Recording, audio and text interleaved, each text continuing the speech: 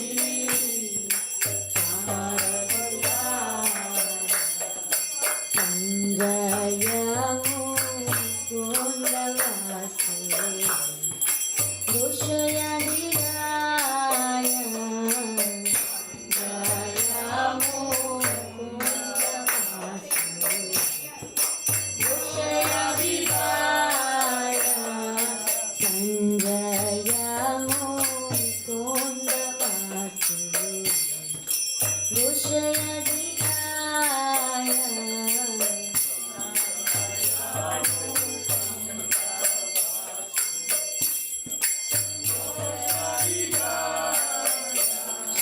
शंखा बाजे घंटा बाजे बाजे करताया बाजे घंटा बाजे शिव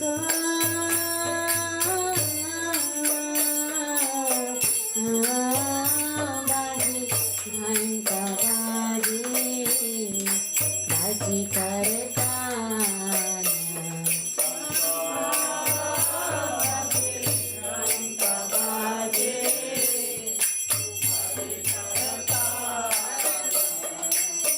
माधुरा मृदंग बाजे परम रसाया माधुरा मृदंग बाजे परम रसाया माधुरा मृदंग बाजे परम रसाया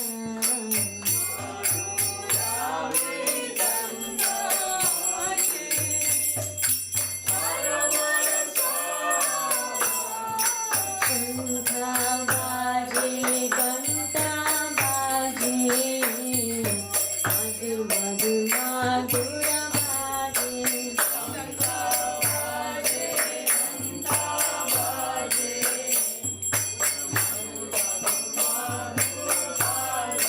शंखा बाजे घंटा बाजे मधुर मधुर माधुर बाजे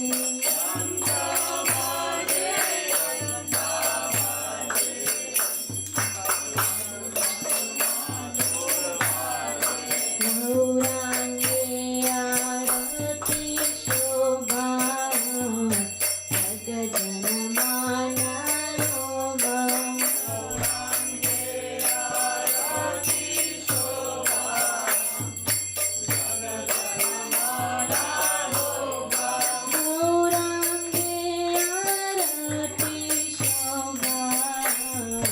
भक्त जन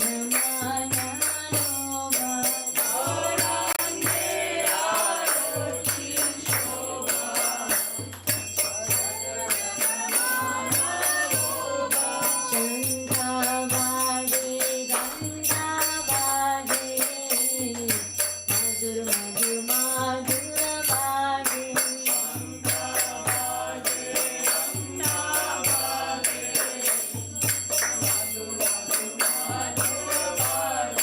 गौरांगे आरती शोभा भक्त जन माना लोभा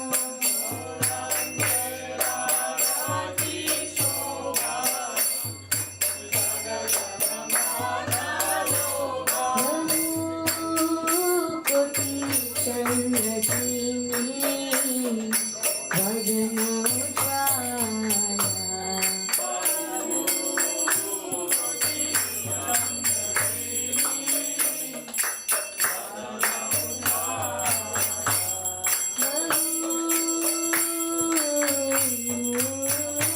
कोटि चंद्र जीनी वदन उजाला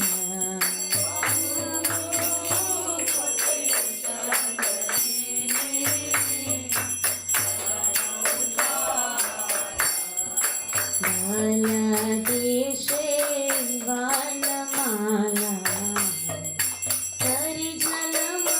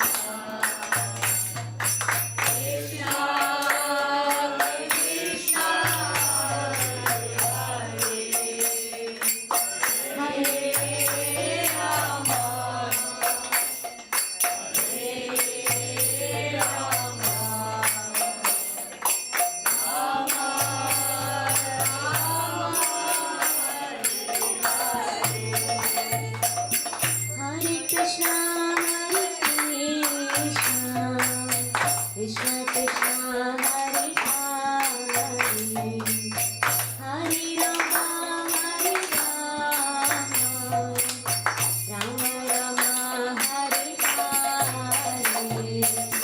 Hare Krishna, Krishna Krishna, Hare Hare. Hare Rama, Hare Rama, Rama Rama, Hare Hare.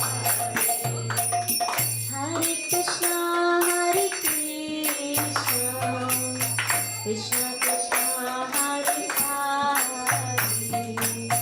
Hare Rama, Hare Rama,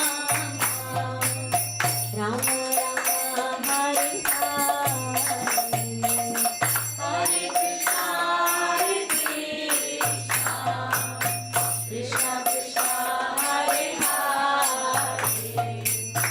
Hare Rama, Hare Rama, Rama Rama, Hare Hare.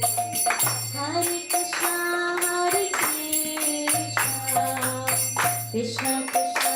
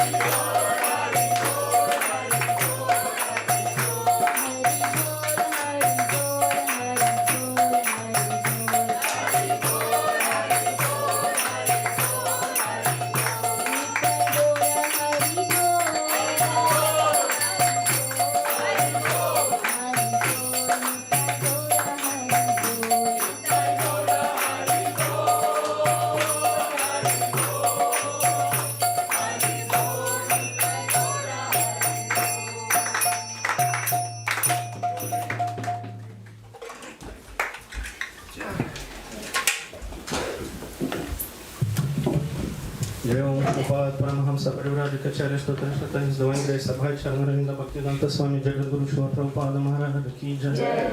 Jai Nikhil Om Vishnupad Paramahamsa Parivrajacharya Stotra Shatan His Divine Grace Bhaktisiddhanta Saraswati Goswami Prabhupada Maharaj Ki Jaya. Namacharya Shri Haridas Thakur Ki Jaya. Ananta Kocha Vaishnava Vrinda Ki Jaya. Premse Kaho Shri Krishna Chaitanya Prabhu Nityananda Shri Advaita Gadadara Shivasya Gaura Bhaktivinoda Ki Jaya. Shri Radha Krishna Gopa Gopinath Shri Makunda Radhakunda Giri Govardhan Ki Jaya. Shri Vrindavan Dham Ki Jaya. Shri Navadvipa Dham Ki Jaya. Gunamai Dham Ki Jaya. Bhakti Devi Shrimati Tulsi Maharani Ki Jaya. Sankirtan Ki Jaya. Shri Shri Gaura Nitai Ki Jaya. Samahita Bhakta Vrinda Ki Jaya. Nitai Gaura Premananda. All glories to the Son of the Lord. Hare Krishna. All glories to the Son of the Lord. Hare Krishna. All glories to the Son of the Lord. All glories to Shri Shri Guru and Shri Gauranga. All glories to Srila Prabhupada.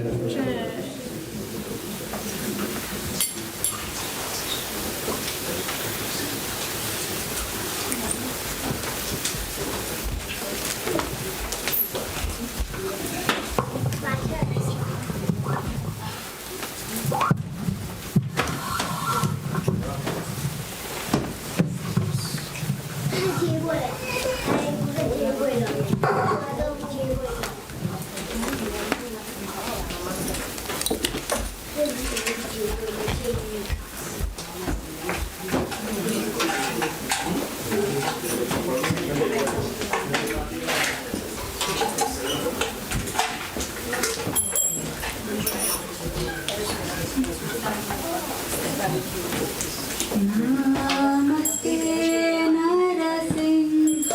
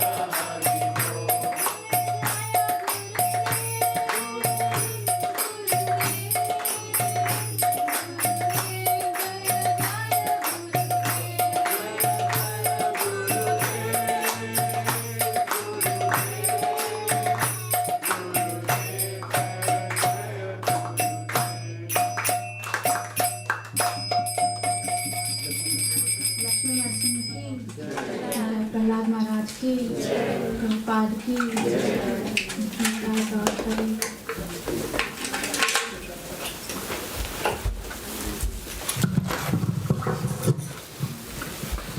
Hare Krishna, everybody. Welcome to our Open Doors program, Sunday Feast. So many people, so new faces.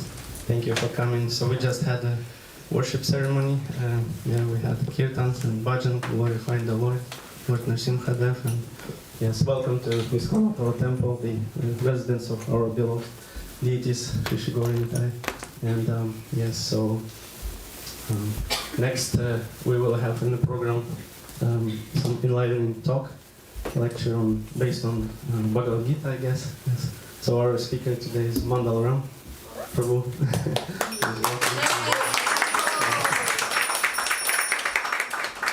Just a couple of words about our speaker. So probably some of you know him as a Govinda's cook here. He is holding the fort every day here.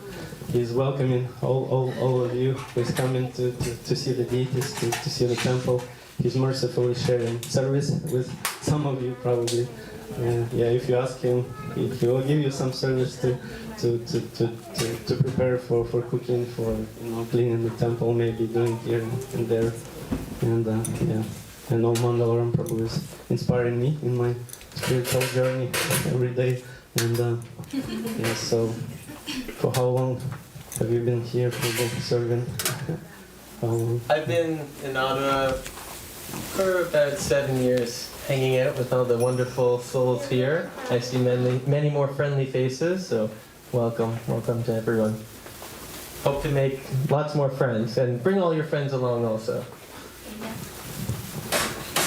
So what else? Mandala Rama Prabhu, just apart from cooking, for prasadam, sharing prasadam with whole city every day. He's here, head of book distribution department, together with Sahil Prabhu and other devotees. They just came back from the streets, actually distributing the spiritual knowledge. I guess. We invite everyone to come for next month.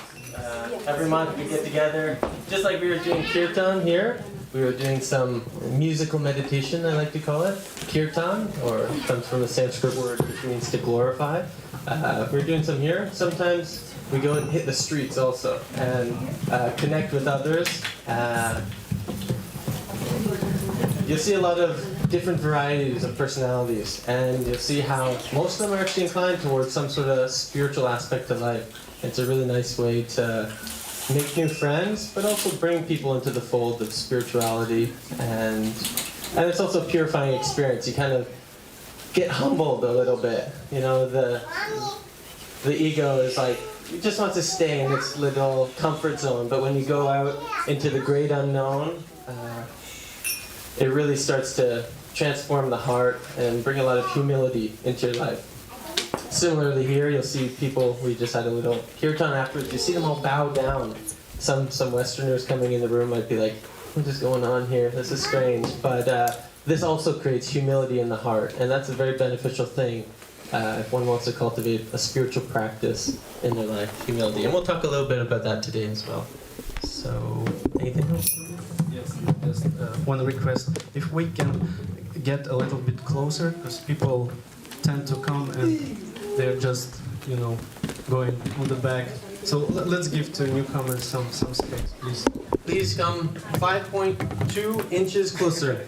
Very precise. 5.21 inches closer, please.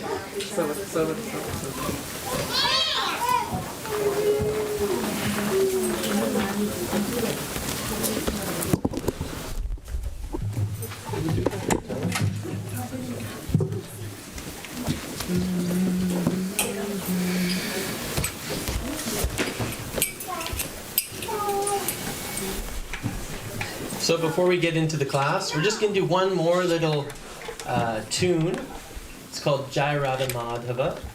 And it's a prayer which is glorifying the Supreme and his very close associates.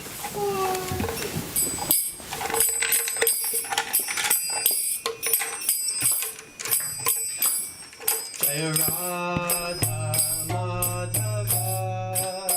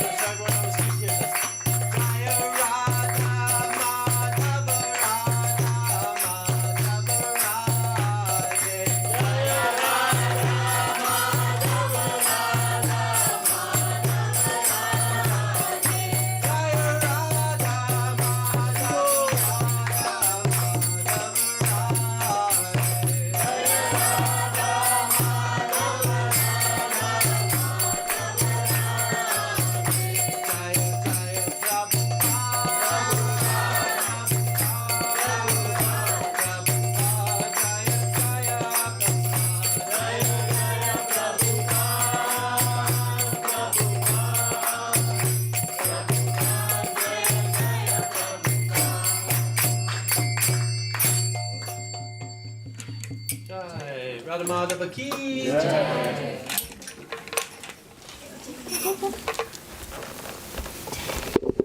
So again, welcome to all the friendly faces. We're so happy to have everyone.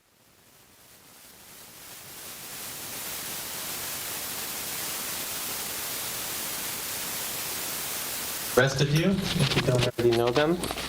And we're just going to get set up here for the devotees online. How many devotees do we got online today? Krishna Seva. 10. Hey! Welcome to all of our friends on the Zoom. Hare Krishna, we forgot to welcome all. Okay, yeah, welcome our friends on Zoom. So there is Mataji Anandamai, Hare Krishna. Mahamantra Prabhu, Hare Krishna, Jaya, Hare Krishna. Leela Mahini, Devi, Dasi, Hare Krishna, Siham, Mataji, Hare Krishna, Sneh, Mataji, Hare Krishna, Stacy, Hare Krishna, Sunil Prabhu, Hare Krishna, and Sushma Mataji, Hare Krishna. Haribol, great souls on the Zoom room. So, again, for our friends who are new for the first time, we had the Aarti ceremony, which was a way of glorifying the Supreme through offering some of God's gifts back to God out of appreciation. You can give the example.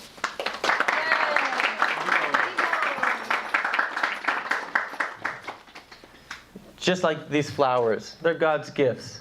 And in the Aarti ceremony, out of appreciation for the wonderful, beautiful artwork that is created within the world, we offer them back out of appreciation. Sometimes, maybe a child has done this, where you want to get a gift for your mother, but you don't have any money.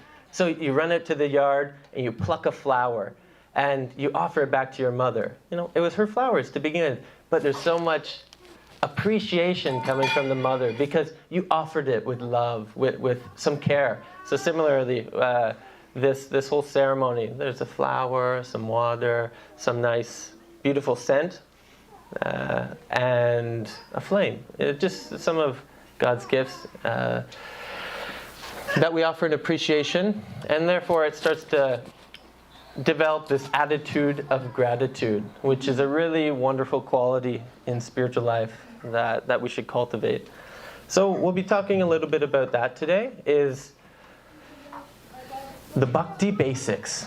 What is bhakti?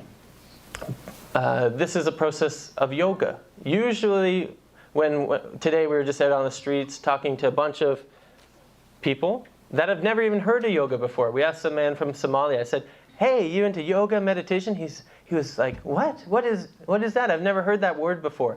So he didn't know what yoga was. Usually in the West, we think yoga as stretching the body, having a nice, fit, good-looking body, but that's not yoga. That's like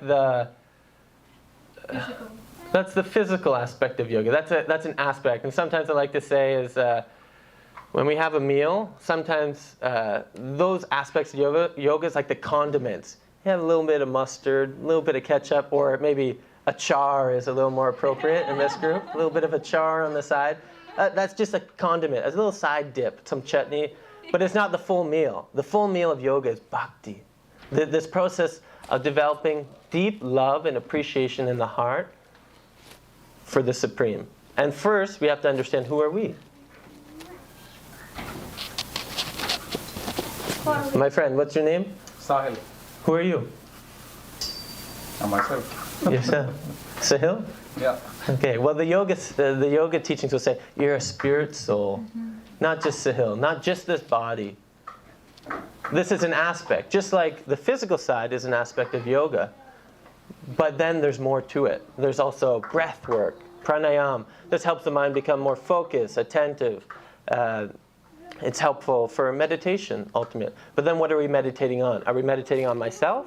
No. Bhakti says you meditate on Sri Krishna, the original cause of all causes, the source of all existence. And this process of bhakti really cultivates a true understanding of who we are, who is God, and what's our relationship. And then to cultivate a loving relationship. Just like this world is moved by love. Most of us are just working so hard, endeavoring so hard to care for our children, to care for our loved ones, family, parents, so on and so forth. We're motivated by love, or moved by love. And some of us are moved by, aspiration, material gain, fear of what would happen if I don't. But the highest type of movement or inclination of the soul is love. And ultimately we want to connect on a spiritual basis with the Supreme in this loving way. So that's a little bit of a basics of bhakti. And there's a process to that. Just like there's a process on the physical side, where we do nice stretches, get up early in the morning, feel all limber. Similarly, we have this practice of devotional service, where we engage the senses in the service of the Supreme. There's a beautiful verse that talks about this. It's called, or it goes like this. You guys want to hear it? Sanskrit? Yes. Cool. I didn't hear anyone. Yes. Okay. So it says, Sarvapadi vanir muktam tatpratvena nirmalam hrishikena hrishikesha sevanam bhakti uchate. That ultimately by engaging in this practice of bhakti yoga, there's two things that happen. The senses become purified rather than our material senses. They start to spiritualize the senses, and we start to see things in a spiritual outlook in life, and others in a spiritual outlook. And then we start to become free from these designations of I, me, and mine, this bodily designation of life. It's an aspect of life, but it's not the full thing. We have a body, but we're not the body. We're truly spiritual beings. And this process of bhakti, of meditation, everyone heard the chanting of the Hare Krishna mantra. In case people were just sitting, observing, wondering what's going on here, and just listening to the nice music, let's try to chant it all together. So this is the Hare Krishna Mahamantra, and this is what reawakens our dormant original spiritual consciousness. So I don't know if everyone can see it, but just try to follow along, and if you can't, then ask me again. I'll give you a specific card. But let's try it together. I'll say some, and then you guys repeat. So Hare Krishna, Hare Krishna, Hare Krishna, Hare Krishna, Krishna Krishna, Krishna Krishna, Hare Hare, Hare Hare, Hare Rama, Hare Rama, Hare Rama, Hare Rama, Rama Rama, Rama Rama, Hare Hare. Hare Hare. So this is the Hare Krishna Mahamantra. And as we know, sound vibration affects the consciousness. So whatever we hear, whatever goes in these little satellite dishes that we have here, affects the inner consciousness, the mind, the heart. It directs us in this world. So by listening to spiritual sound vibration, it affects the consciousness in such a positive way that it really starts to transform the consciousness. And it seems like it makes no material sense, huh?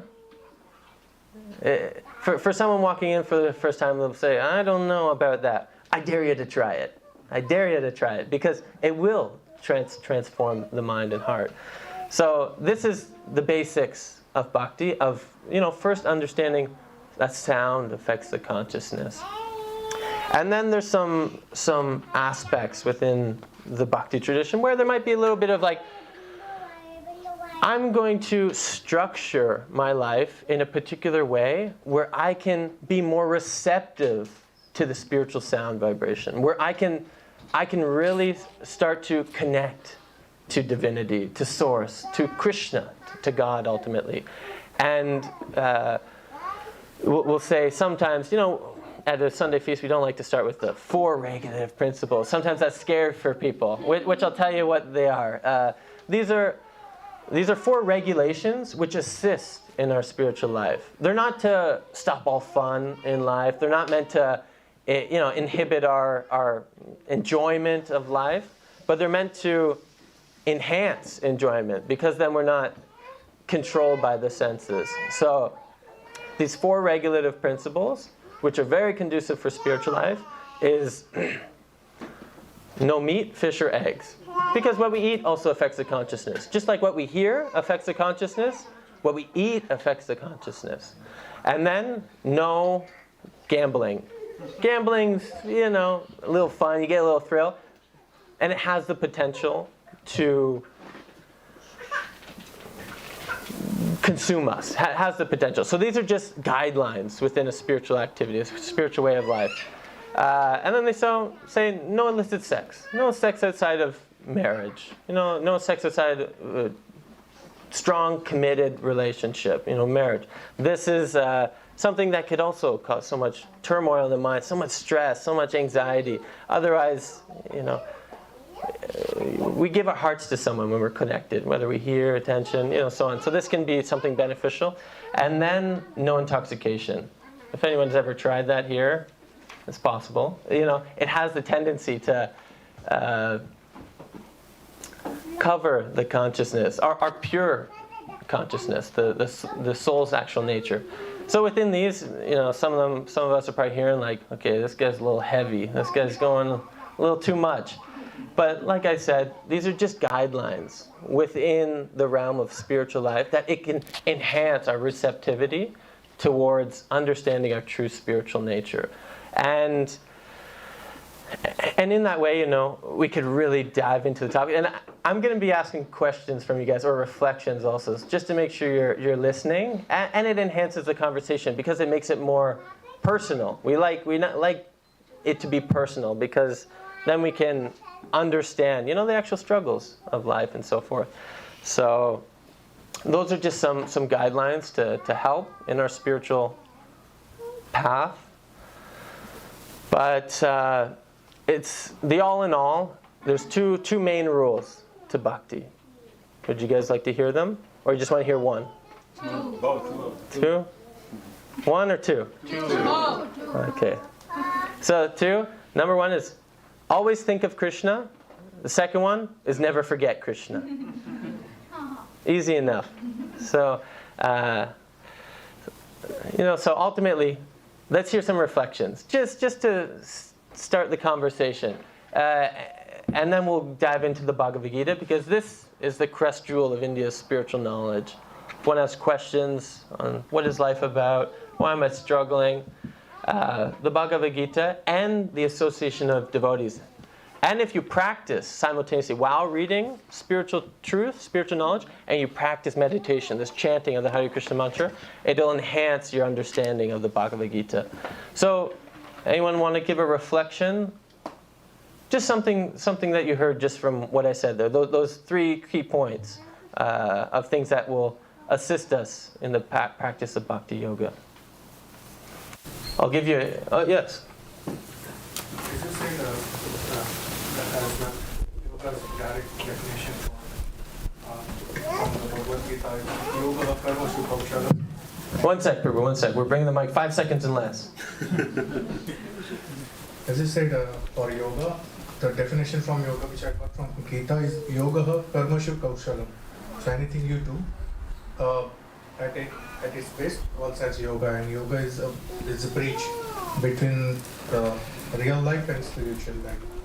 And second, when you said the first part of yoga, when we do the strengthening of the body and all those, so first yoga like yam, asana, dhyan, dharana, sadhana, and samadhi. So thanks for getting the concept back to me. Thank you for bringing it a little more. So he was saying how, ultimately the real definition of yoga is union, connection, back to our original source. It's not just stretching the body, looking good. It's actually to soften the heart and transform the heart, to connect us back to our original divine source. But that's here a reflection of one of those 3 points. I'll give the first one. Sound vibration affects the consciousness. That was the number one. Anyone remember the other one I said? Food. Food? What you eat. What you eat affects the consciousness. Yeah, that was a good one. Food affects our consciousness. Let's just hear one more. Anyone got one more?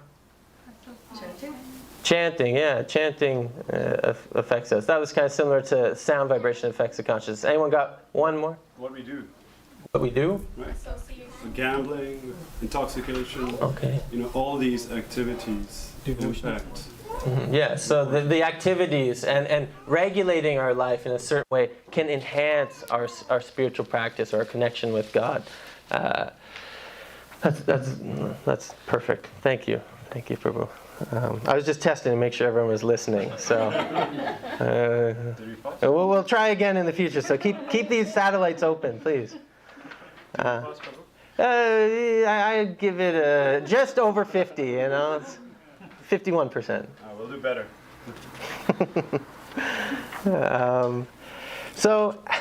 And then I just want to talk about some of the qualities by which the bhaktas want to cultivate in their life. It comes from the 16th chapter of the Bhagavad Gita. And, before that, I guess some of the other basics of bhakti is really just to discern what is matter and what is spirit. And, what really matters. It is our spiritual life. That's an aspect to reality which most of us neglect. It's an aspect of reality which most of us neglect. And that's why when we're searching in this world for happiness through the senses, through relationships, through success, there's still something missing, that we're not quite satisfied. We never reach the perfection of it. And that's because there's a God-shaped hole in our heart, which we're forgetting to connect to. And that's what, real satisfaction comes from the spiritual platform, not just from the material platform, not just from the body, so on. And the Bhagavad Gita will talk about these things as far as what is matter, what is spirit, and then bring out that spiritual component, that we're not these bodies, we're not the mind, we're a spiritual being. And being a spiritual being, then the whole wisdom comes in as far as, reincarnation, karma, these more subtle aspects of nature. And then some more qualities by which the bhaktas, the devotees, the people endeavoring to connect back to God through a deep relationship, some of these qualities can be beneficial. And this is what I'm going to test you guys on again. There's a lot of qualities, so let's see if we can remember them all. Just try to, whichever one resonates with you, hold on to it, and then I want to hear it reflected back. Okay? Okay. If it's not, just go like this and, listen in. So this is the first verse of the 16th chapter. And just listen, these are really things that we want to cultivate in our life, because it can totally transform the way we have relationships, the way we move about the world. So, okay, here we go. Are we ready? Yep. Come on, are we ready? Yes. Okay. The Supreme Personality of Godhead, Krishna, said, fearlessness, purification of one's existence, cultivation of spiritual knowledge, charity, self-control, performance of sacrifice, study of the Vedas, austerity, simplicity, non-violence, truthfulness, freedom from anger, renunciation, tranquility, aversion to fault-finding. That's a good one. Compassion for all living entities, freedom from covetousness, gentleness, modesty, steady determination, vigor, forgiveness, fortitude, cleanliness, and freedom from envy and from the passion for honor. These transcendental qualities, O son of Bharata, belong to the godly men endowed with the divine nature. So these are qualities of someone who's cultivating a divine consciousness, not a devilish consciousness. They say an idle mind is the devil's workshop. So if you don't engage the mind in a positive avenue, then it just starts to stir up mischief. Mine does anyways. I don't know about you guys. But so let's hear. Let's just try five of those different divine qualities in which it was referred to in this verse. Anyone got one? Purification. Self-control, purification. Compassion. One hand in the back. Fearlessness. Charity. Okay. Modesty. Okay, come on, keep them coming. Truthfulness. Simplicity. Okay, I'm hearing a bunch of divine qualities. You guys must have all these qualities. Freedom from anger. That's a good one. Compassion to all living entities. Compassion to all living entities. Wow, we could just talk all day about these subjects, isn't it? Forgiveness, that's a good one. Austerity. Austerity, holy, you guys got a good memory. Envy, yeah. Freedom from envy and passion of honor. That was it. Okay, so some of those qualities. I'll just touch on a couple of them. Is in this practice of spiritual life, we want to really transform ourselves in such a beneficial way that when you come across people in the normal way, that they're like, there's something special about you. What do you got going on up in the mind? Usually people are prone to fault finding, to envy, to thinking I'm the center of the universe. Look at me, I'm so great. I have a problem with that, and this is the ego. But we want to uncover the true understanding of who we are. Get rid of the false ego, and get to the pure ego. That I'm actually a spiritual being. I'm a spirit soul, servant of Krishna, and fearlessness. And in this first one, it has like a 4-page purport or a commentary to uncover all of those qualities and what does it really mean and how can we imbibe them in our lives. So when we go home tonight, we can try to crack open the Gita and read this one to ourselves. It'll only take about 20 minutes to read the whole purport and so on, but right now we'll uncover some more of these. So first, we'll talk with charity. Charity is a wonderful quality in spiritual sense.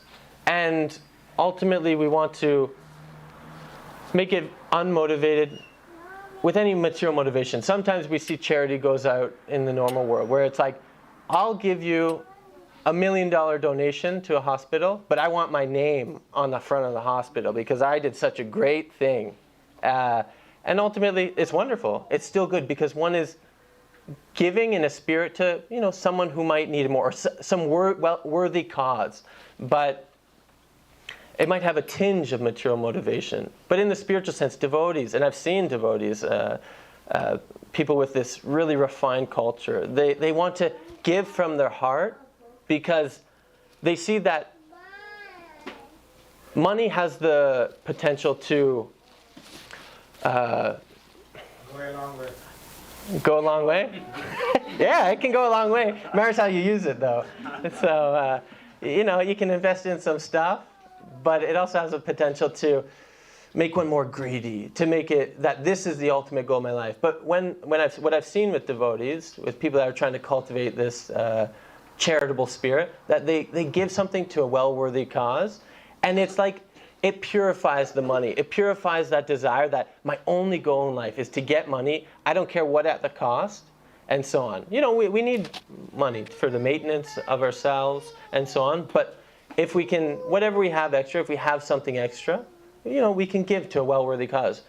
Krishna in the 12th chapter of the Bhagavad Gita, he talks about these different levels of the bhaktas, of this practice of bhakti. And he says, first class, just surrender your whole life to me. Just serve me with full attention, And then he gives little, what's the words I'm looking? Concessions. That okay, if you can't just go full surrender, that's okay.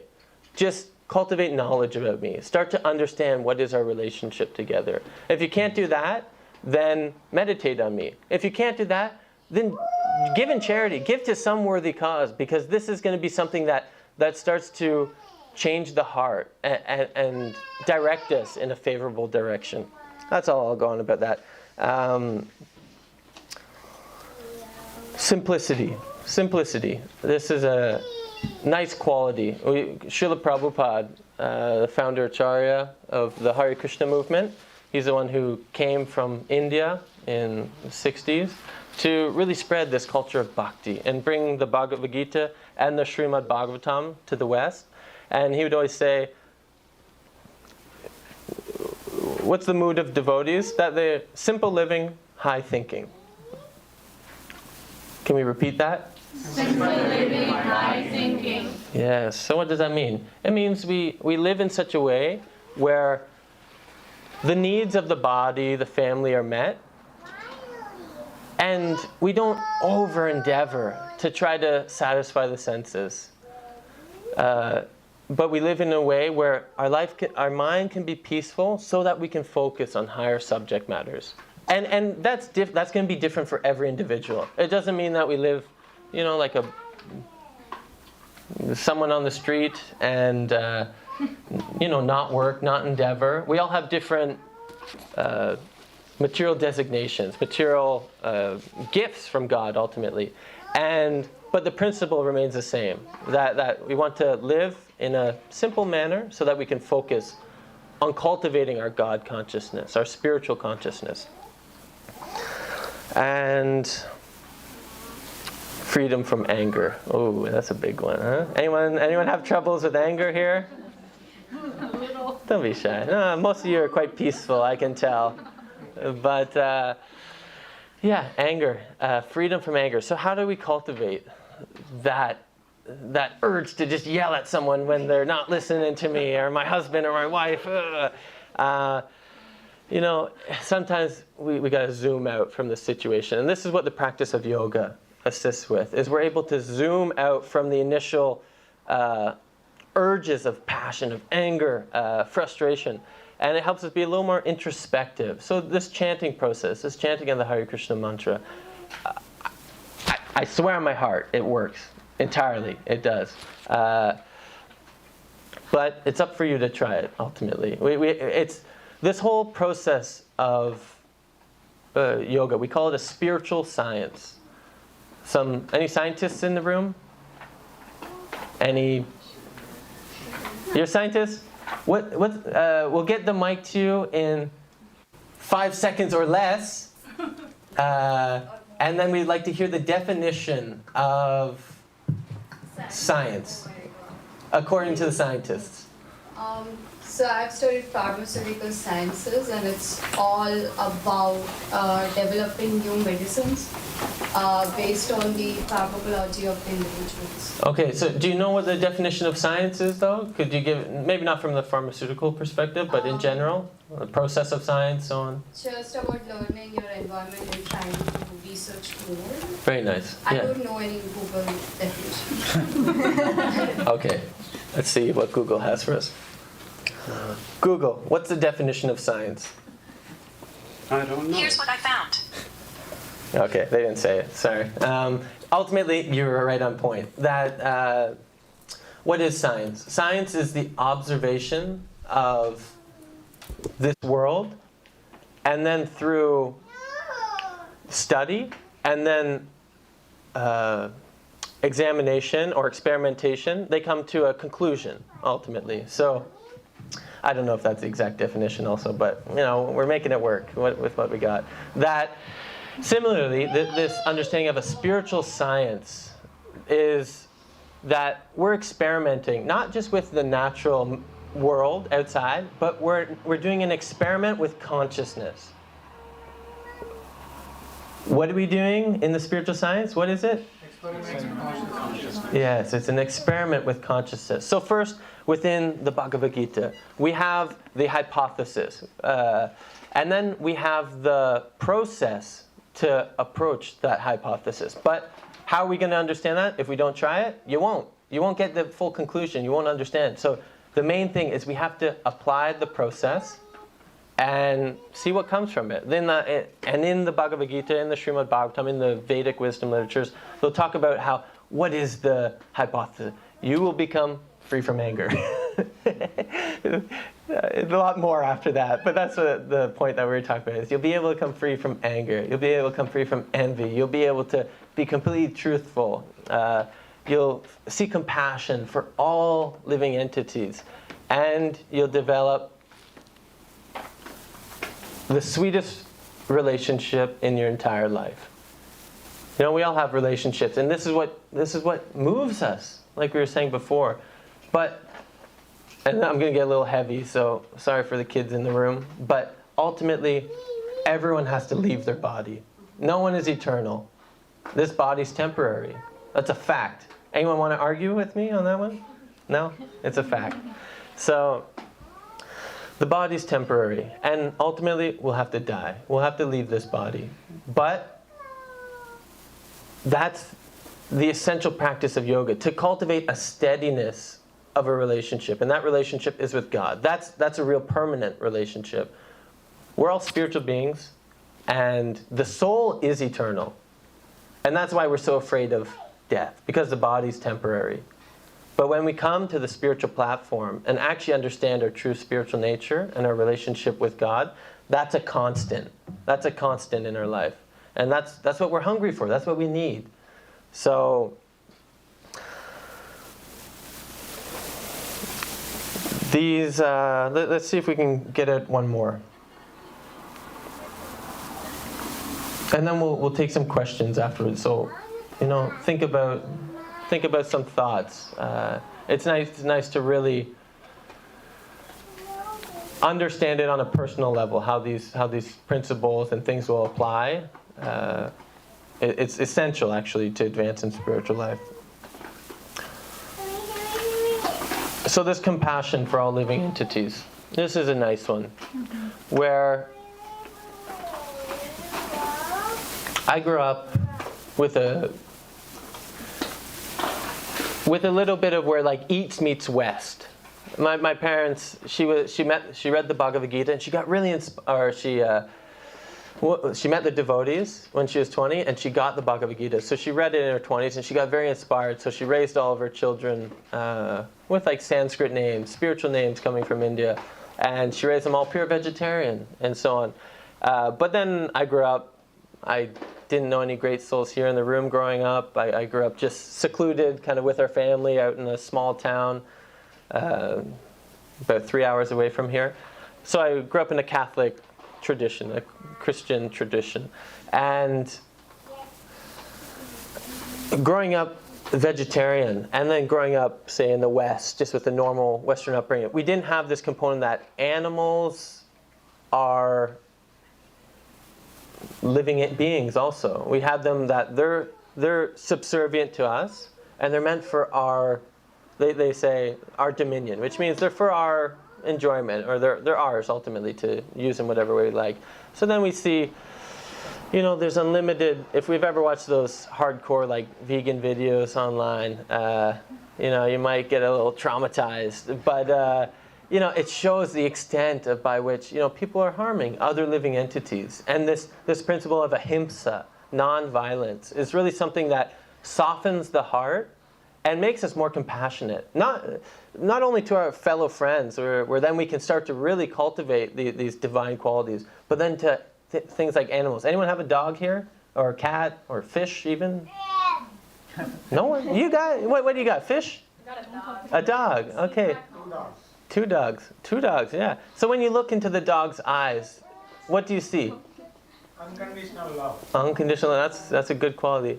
I like to think of my dog kind of having the same qualities and like personality as me. Yeah, so that's what I was getting at. It's like dogs, they even have personality. You look at a cow, it's like the sweetest little docile, beautiful animal you just want to hug.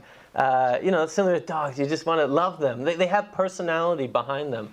So, understand that they are alive. They have life force within them. Just like we, the soul. They have all the emotions that we have. Yeah, exactly. The only thing is they cannot talk, but they can always express. Yeah, they have their own language, I guess. So, in the dog language, we have this understanding in the yoga tradition that there's matter, but then there's life. And in the Vedic paradigm, in the Bhagavad Gita, they'll even describe it how we have the human form of life. There's the animal form of life, that they have consciousness. They're living beings. And then they'll go even far as say as plants. They also have life. But what is the difference? And this is the job of the devotees. We learn how to discriminate, understand what is what. That, plants, they're life, they have a soul, but they have less developed consciousness. Animals also. And what is the main principle across all living species? Eating, sleeping, mating, defending. You want to eat something. Plants, they eat the sunlight. They're happy. A little bit of water. Animals, some food, so on. They want to reproduce. They got to defend their own, so on and so forth. Similar with us. But as you grow up as you go up in the species of life. Plants, less developed consciousness. Animals, they're more conscious, but still less developed than humans. It doesn't negate the fact that they're spiritual beings, but we understand the different varieties. And then in the human form of life, which all of us are in, unless we got some aliens in the room. No. just a lot of special souls. That we have a very refined consciousness, or we can have a very refined consciousness, and a more advanced consciousness, which is meant to be directed towards spiritual subjects. We're meant to cultivate a spiritual component of life so that we can elevate our consciousness even more. So in essence, I'll just give the bhakti basics over again, that whatever we hear affects the consciousness. What we eat affects the consciousness. There's some parameters in our life. We like to say guardrails. When you're driving down the highway, up a mountain, you want some guardrails there. If you don't have guardrails, you might go over the cliff and we won't see you again. So guardrails, they can be beneficial in our lives. It's not to restrict enjoyment, it's to enhance enjoyment, these regulative principles. And then we want to cultivate these divine qualities in our lives. If you don't remember all of them, go back and read. Go back and read the 16th chapter of the Bhagavad Gita. And if you don't have one, we have some special books for any newcomers afterwards. Or if you're not a newcomer, you still don't have a Bhagavad Gita, then come afterwards and we'll set you up. We have lots of them in the back. We want to develop these divine qualities, which really start to transform our material consciousness to spiritual consciousness, ultimately. And then one final piece, which is the most fun in bhakti, is that we like to do Hare Krishna dance parties. So this is what we're going to do after the discussion. We get up and we chant. We chant this Hare Krishna mantra with full vigor, full enthusiasm. If you're ever feeling some stress in your life and you just don't know what to do about it, you know what you do in the Kirtan and you're feeling something move inside, you just throw your arms up in the air and all your stresses will go away. Your keys will fly out of your pocket, your wallets will fly out of your pocket, and you have no more stress. So, we'll be doing this. And then what we did today, actually, which is a key aspect of this Krishna consciousness movement, that we want to transform our consciousness from mundane consciousness to Krishna consciousness, God consciousness. That we extend ourselves in a mood of compassion to other living entities that are just wandering around the world trying to find happiness.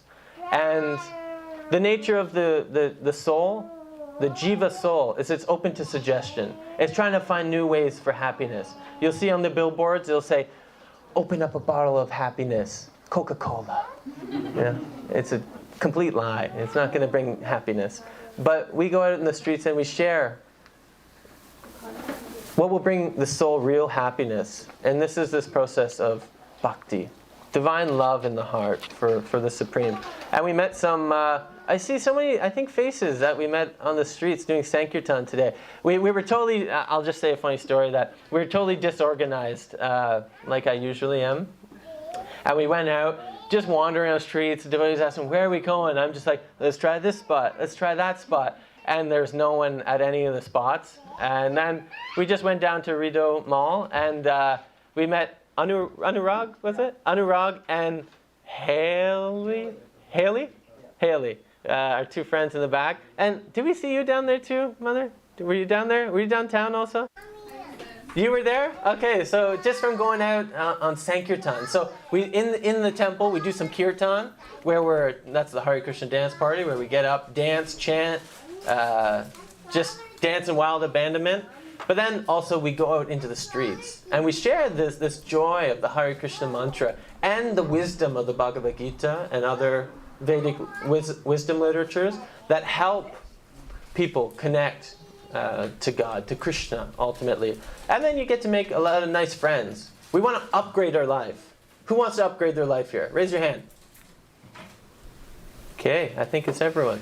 So we want to upgrade ourselves. And what does that mean? We got to upgrade our friends. We got to upgrade our activities. We got to upgrade Our mindsets. our mindsets. Yeah, we want to upgrade all aspects of our life. And that comes from a spiritual practice and spiritual association and eating spiritual food, which we'll do after the class and after the dance. We'll have some food for the soul. So this all helps elevate the consciousness, bring us closer to God, bring us closer to Krishna. So I've been rambling for a while here. And now we'd like to hear some reflections or questions. Whatever you heard, whatever you're uncertain about, that you can apply to your own spiritual life.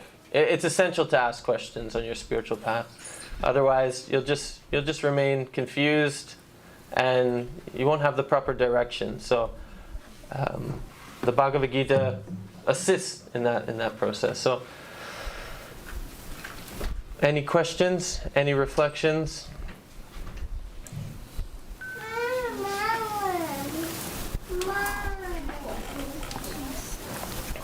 We'll give it a couple minutes. I saw Mohini's hand up first, and then Dharmic afterwards. We'll get the mic coming right away.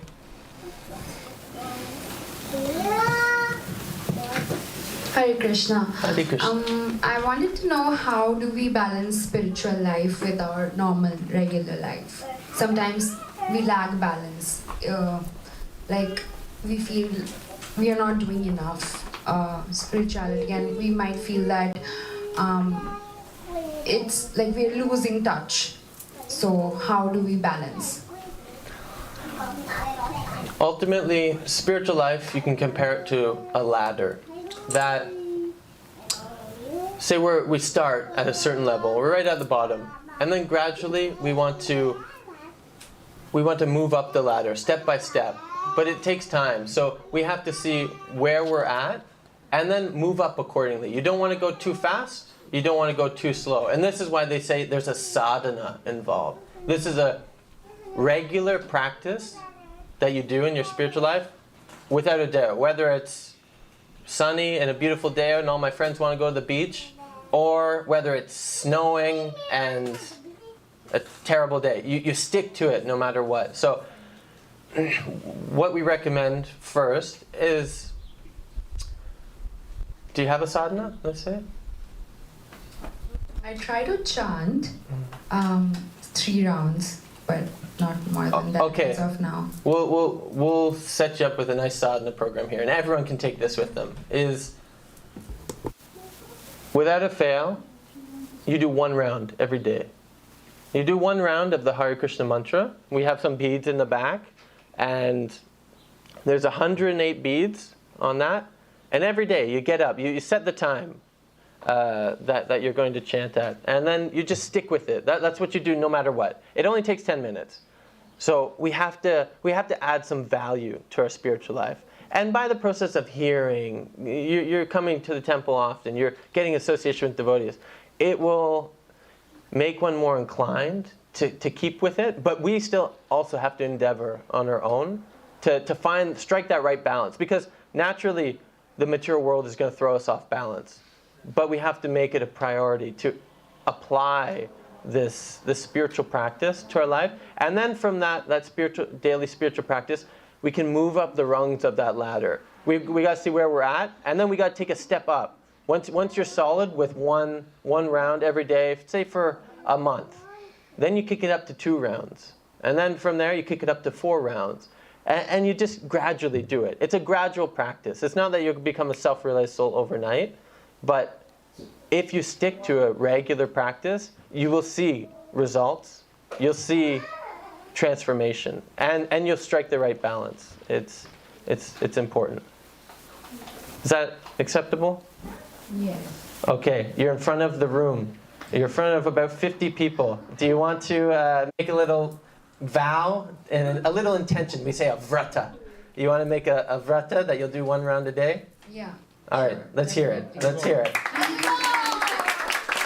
Haribol! Good, that's what we need. Anyone else want to make a vow? Okay, Dharmic. And then I saw more hands come up, so we'll make the way around. Dharmic, Prabhu. Hello.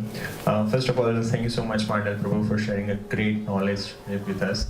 I just have a small question. Like you talked about the control of anger, tranquility, and sadness, simplicity, everything. So I just have a question. Like, just by chanting, can we get all these qualities? Like, is it chanting is the only thing? Should I do, like, for example, if I'm getting a very less marks in my assignments, then just by chanting, can I forget everything, or is there any other way? Maybe increase the bank balance by Oh yeah. If you give money to Krishna, your bank balance will increase 10 times fold. And it's an eternal investment in your spiritual bank account. So to the point, is chanting all that we need to do in life? It's important to understand that we have a material side of life. We have to endeavor in that aspect.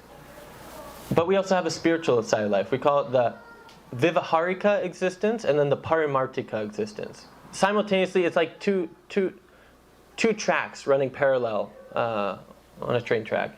That we endeavor, we study, we put as much endeavor as we can in our material side of life, but it doesn't substitute the spiritual endeavor. Because ultimately, where's intelligence coming from? It's coming from God. It's coming from Krishna. Krishna in the Bhagavad Gita in chapter 15, he says, Sarvasya chaham hridisani vishto matat smitrgyanam apohanam cha vedeshcha sarver aham eva vedyo vedanta kritveda videva cha. Videva chaham. Something like that. Ultimately, what comes from me, knowledge, remembrance, and forgetfulness, come from me. He's what gives the living entity knowledge. But we still have to endeavor. It's in our spiritual practice. If we don't endeavor, if we don't make an endeavor to chant, to apply the spiritual practice to our life, then there won't be any results. But really what the chanting process will do, it will give us the clarity of spiritual knowledge. Material endeavor will not do that. So,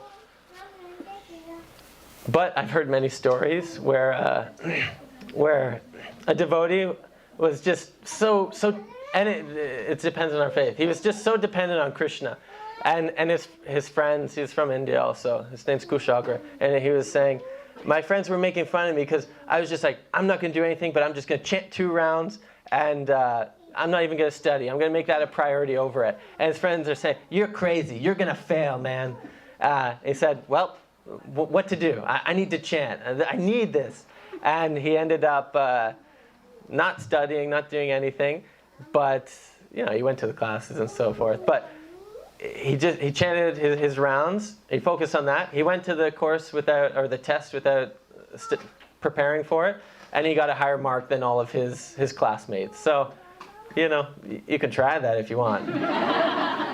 But study and apply the spiritual life as well. Do both. And then you'll be extremely potent in your material life and in your spiritual life. But the nuance there is we understand the material life is important. The Vivaharik or the Paramartika is the param. It's the ultimate goal of our life. So simultaneously, we're moving through the world, getting material motivation, so on. But what's Krishna really going to give us? Some people worship the demigods. They want money. They want something in return. We like to say it's a metaphysical Amazon Prime. Please, my dear Lord, whatever, give me something in return. What is Krishna going to do? He'll give you something in return, but he'll do it in such a way that you don't want anymore. And all you want is pure love of God. And that's the highest. That's the param. That's the ultimate. And that's what we want in Krishna Bhakti. It's unmotivated, uninterrupted service to the Supreme. And that's what God consciousness takes. It takes a struggle. It takes endeavor. So, you want to make a commitment to a round also? Yeah. Haribol! That perfectly answers my question. Thank you, Prabhu. Hare Krishna. Okay, we got 5 minutes. Anyone else got another question, or are we gonna do some kirtan? I saw a couple hands go up. Okay, questions. Questions is what helps us move on our spiritual life. Kirtan does as well. So simultaneously. I just want to ask you, what is the difference between Bhakti Yoga and Karma Yoga? Nice question. So Karma Yoga is ultimately, we're working in this world without being attached to the results. We're working in this world just as a service, just as our duty, and in a yoga mentality. So usually in the yoga process, you'll hear, I want to renounce this whole world. People say, get out of it. It's all Maya. It's all illusion.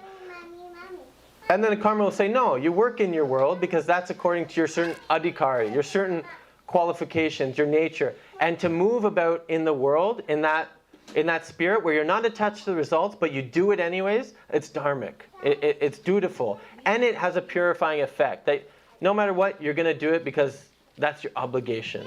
But in bhakti, you have that component as well, where we move in this world in a way because we have an inclination to, but we make it as an offering to Bhagavan. We want it to be connected back to Krishna. We do it as a devotional service to please Krishna.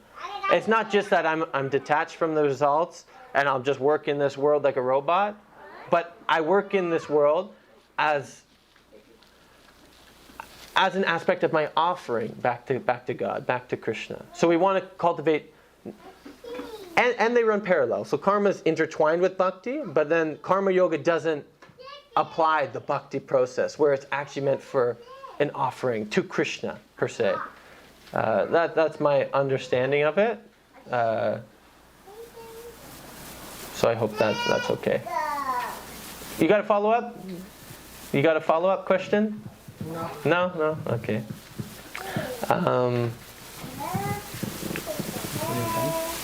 May I give an example that is? Sure, let's hear an example. Maybe it sounds like weird, but that's the example which I can straight away. Bhakti Yoga is something like you surrender everything to God. When monkey has his baby, right? So monkey's baby surrender everything to the mother monkey, and then they climb from one tree to another tree. Yeah, and Karma Yoga is like you take responsibility whatever the karma you took, and then the result of that Karma Yoga without attachment of anything in return, you are surrendering to the God. So I believe Karma Yoga is easy to perform rather than the Bhakti Yoga. Well, in bhakti, we want to, just like that monkey example, we want to cling to Krishna, and we want to engage all of our activities in Krishna's service. So they're quite similar. They're quite similar, anyways. So thank you. Okay, one more, and then we're going to call it quits because we got kirtan.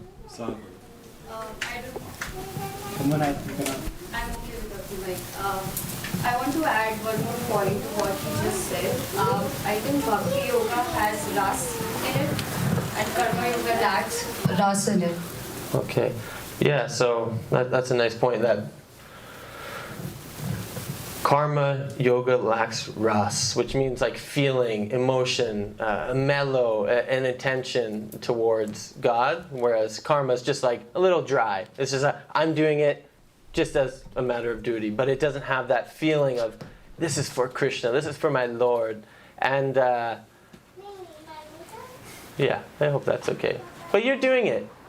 You're working in this world, and this is a principle of this charity, which you did unbelievable. I was awestruck that you saw the temple come to you today. And Anurag, we met him out on the street, and what did he do? He just pulled out the biggest bill in his wallet and just gave it to the devotees. Take it. This is for the temple. So this is bhakti. This is actually working for Krishna. Where you're working in this world, you might make a little bit of money, and then you give a little portion to a worthy cause. And that's real bhakti. That's not just karma, where you're detached from the results. That's an aspect, but you employed it in Krishna's service. So that's direct bhakti.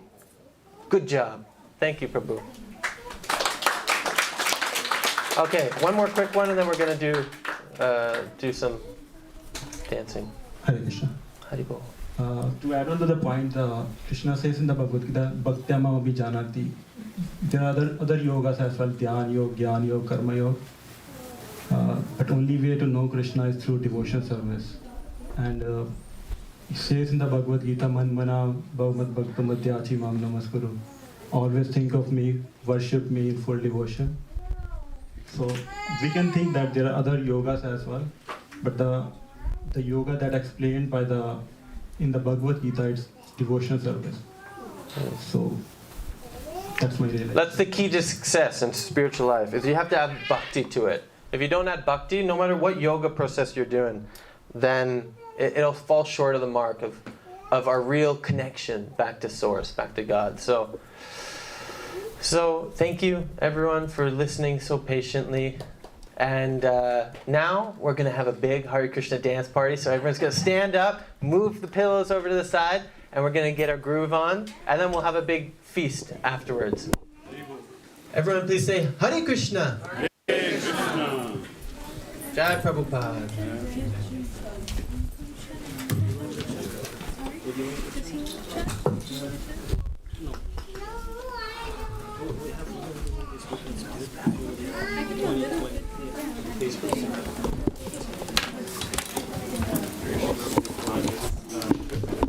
No, it's perfect.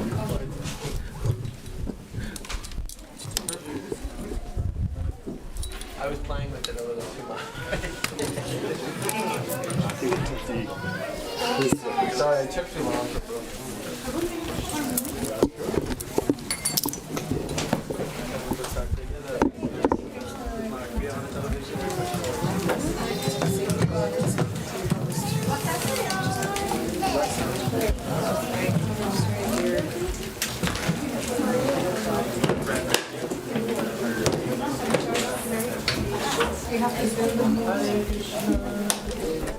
Hare Krishna devotees, thank you Prabhu for that beautiful class on Bhakti Yoga. I hope everybody can take something from it. So as Prabhu mentioned, we will be doing some Kirtan, but to start the mood of the Kirtan, we will start a little bit more slow and we will build it up. So we won't just get into dancing, we will chant, we will sing, we will clap our hands and take darshan of the Lord. You ready to play?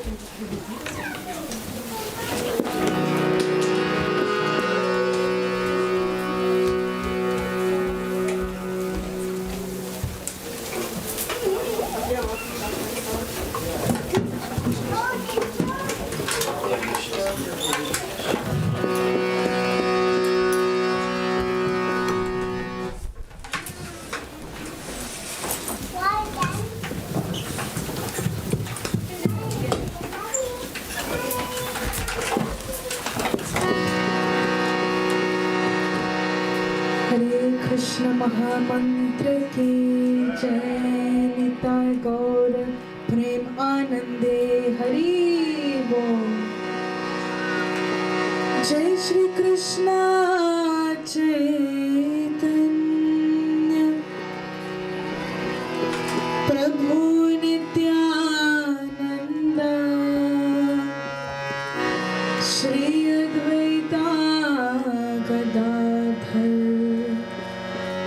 Shri Vasadi Gaur Bhakta Vrinda. Jai Shri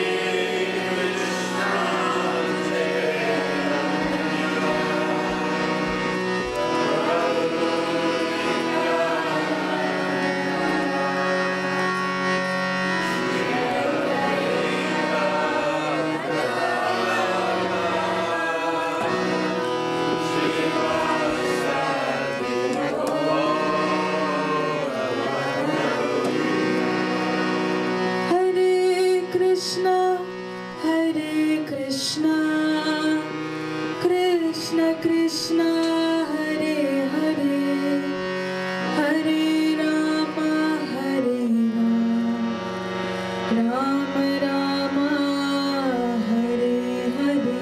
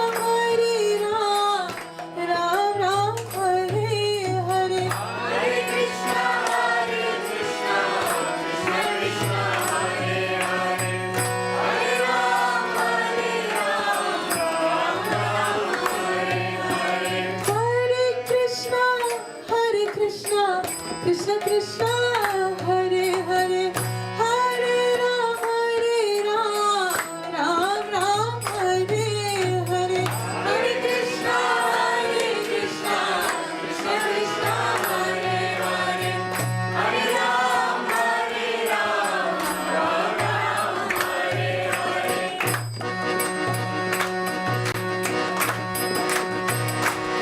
Hare Krishna Hare Krishna Krishna Krishna Hare Hare Hare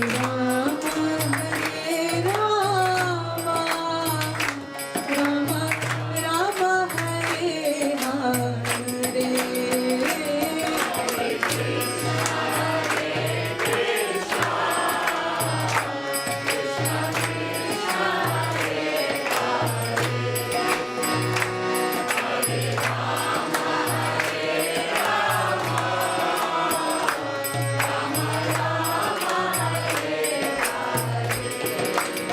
Hare Krishna Hare Krishna Krishna Krishna Hare Hare Hare Rama Rama Rama Hare Hare Hare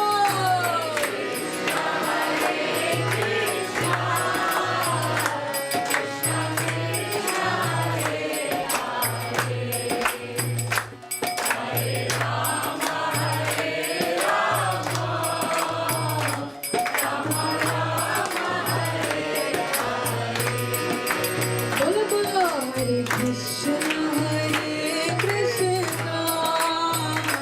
Krishna Krishna Hare Hare Hare Rama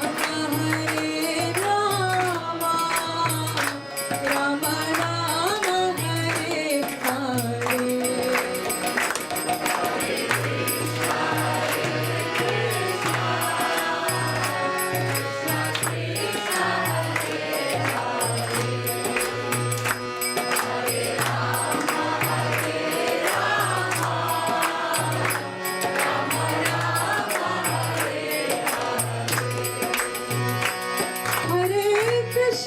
Hare Krishna Krishna Krishna Hare Hare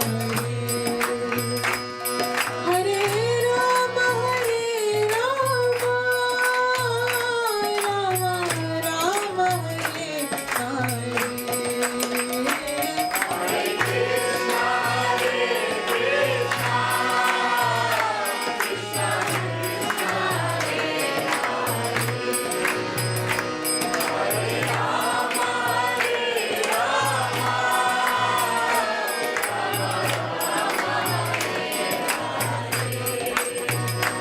Hare Krishna Krishna Krishna Hare Hare Hare Rama Rama Rama Hare Hare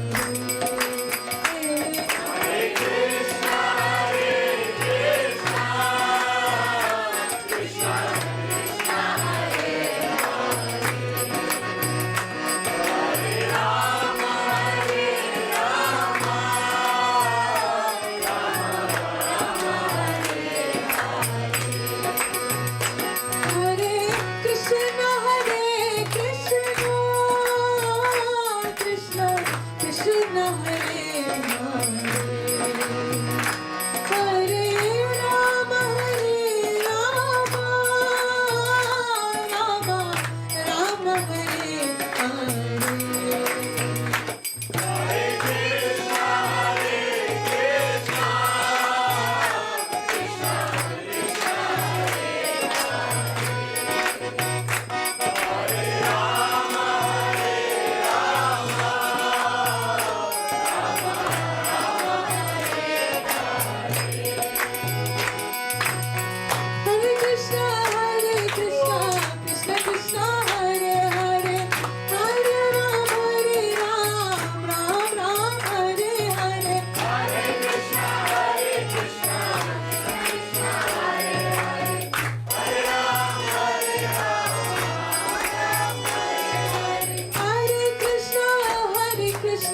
Krishna Krishna Hare Hare, Hare Ram, Ram Ram, Hare Hare. Hare Krishna, Krishna Krishna, Hare Hare, Hare Ram, Hare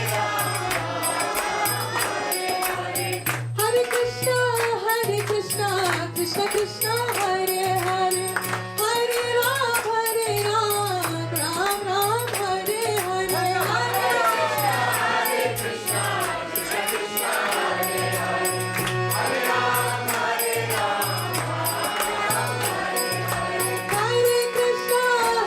Krishna, Krishna Krishna, Hare Hare, Hare Ram, Ram Ram, Hare Hare. Hare Krishna, Krishna Krishna, Hare Hare, Hare Ram, Hare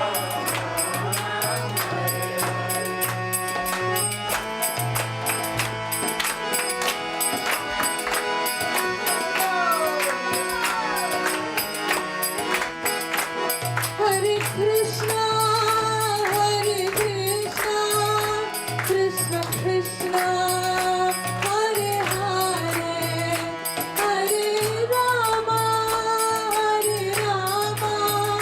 Rama Rama, Hare Hare. Hare Krishna, Krishna Krishna, Hare Hare, Hare Rama, Hare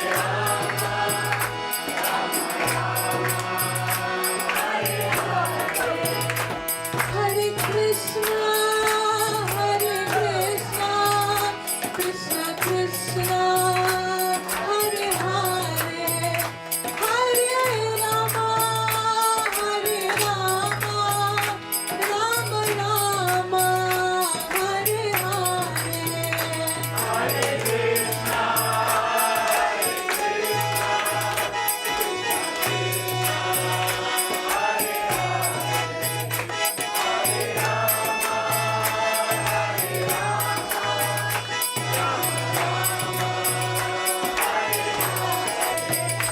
Hare Krishna, Hare Krishna, Krishna Krishna, Hare Hare, Hare Rama, Rama Rama, Hare Hare.